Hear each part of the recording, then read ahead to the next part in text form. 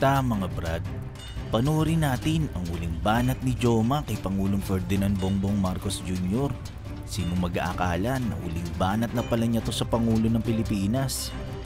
Kung bago ka lang sa aking channel, huwag kalimutang i-click ang subscribe button at notification bell para updated ka sa mga kwento at trivia na gaya nito. Let's go! Ito ang huling video ni Joma Season at mapapanood dito ang mga banat niya kay Pangulong Bongbong Marcos Jr. Sinong mag-aakala na huling banat na niya pala ito sa presidente ng Pilipinas dahil kamakailan lang ay na-deads na siya. Ayun, Prof. Dahil napag-usapan natin yung panahon ng martial law noon, dako naman tayo sa ngayon bilang nakaupo yung kanyang anak. Sa tingin niyo po ba, sa muling pagkakaupo ng anak ng diktador na si Marcos Sr., may posibilidad kaya na ipatupad ito? May tansya ko na nais gamitin ng US si Marcos Jr. sa pagsupil sa mga karapatang tao at demokratikong karapatan. Pagkat nakatayo ang legal infrastructure ng martial law, ang anti-terrorism law, anti-terrorism council, National Task Force LCAP at iba pang kasangkapan sa pagsupil ng mga mamamayan. Ang mangyayari dyan, madidiscredit agad itong si Marcos Jr. At itong si Duterte, sisikapin niyang makinabang sa problema ni Marcos Jr. Pero ano rin yan, alam ng mga tao na ilinubog na ni Duterte sa utang at saka sa kriminalidad ng mga militar ang Pilipinas. Kaya ano to, tinitingnan din si Duterte na dirty player katulad ni Marcos.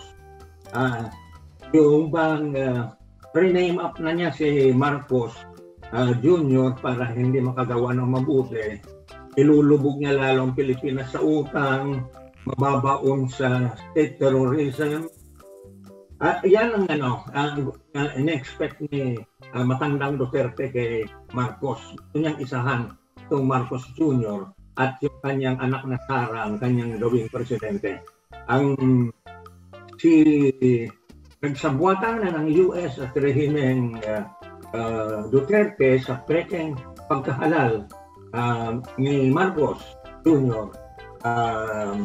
At balak na ipagpatuloy ang terorismo ng Estado. Ito yun, ginamit yung automated electoral fraud para gawing presidente Marcos at vice-presidente itong si Sara.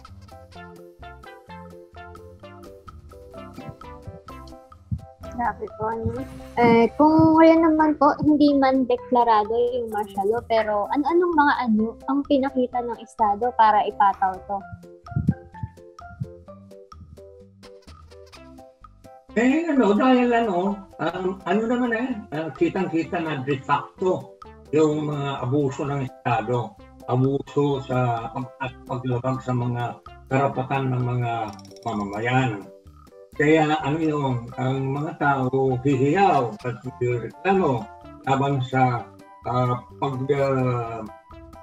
paglabag sa kanilang mga karapatan. Kapali, ganito, sasabihin nila, ang multo ng Marcos Sr. ang nangingibabaw muli at itong hayop na Duterte na numero 1 magnanakaw sa loob lamang ng 6 na buwan at nagpakita ng balasik, gangster, piniyak niya na pagkakaroon ng kriminal na estado saan yun ng Duterte, Marcos Duterte regime, fascist regime. Ayun, Prof, dahil nabanggit natin yung talamak na paglalabag sa mga karapatang pantao, sa kasalukuyan na nagaganap ang red tagging at pagpasok ng militar sa mga komunidad, anong maaari ninyong mabahagi para labanan ito? Sa kasalukuyan na nagaganap ang red tagging sa mga komunidad at madali naman maintindihan kung ano ibig sabihin ng pananakot. Ang pananakot ay kalkulado na para pagnakawan ng mga tao ng kapangyarihan at karapatan, at sila ay pagkakaitan ng mga legal and civil rights, and then pagnanakawan sila ng pakundangan para gamitin ang mga kasangkapan ng terorismo ng Estado na ginawa ni Duterte. Nagpapatuloy ang mga ito ni Marcos Jr. Ito ay palatandaan ang patuloy na de facto martial law sa Pilipinas. Layunin ng red tagging na takutin ang mga mamamayan para makapangibabaw ang kanilang pagnanakaw at pag-iipon sa kamay nila ng kapangyarihan. Tungkulin ng mga mamamayan na lumaban sa pasismo o terorismo ng Estado, pwede silang lumahok sa lihim na kilusan sa kalungsuran at sumama sa kilusang revolusyonaryo sa kanayunan. Ganyan man ang ginawa ng masang Pilipino para ipagsak ang diktadura ni Marcos noong 1986. Maraming salamat po. Sa kasalukuyan, unti-unti nang nakakalimutan ng mga kabataan ang martial law, lalo na halos unti na lang ang mga nakaabot nito upang ikwento kung gaano karahas ang martial law. Paano kaya maaaring hindi makalimutan ang martial law, lalo na ng mga kabataan? Dapat laging ikalat ang kasaysayan at katotohanan ng martial law. Dapat laging sariwain ang mga paglabag sa demokratikong karapatan at mga karapatang tao. Sa gayon, mahirap kalimutan ang martial law.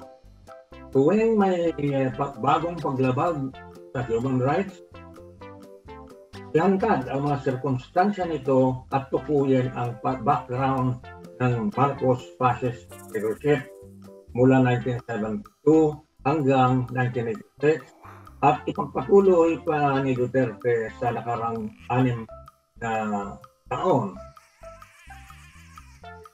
Tama ka po dyan, Prof. No? Mahalaga na hindi natin kinakalimutan ng kasaysayan. Para sa susunod naman po naming tanong, anong mga aral ng martial law na maaari pa ring ipagpatuloy ng mga kabataan?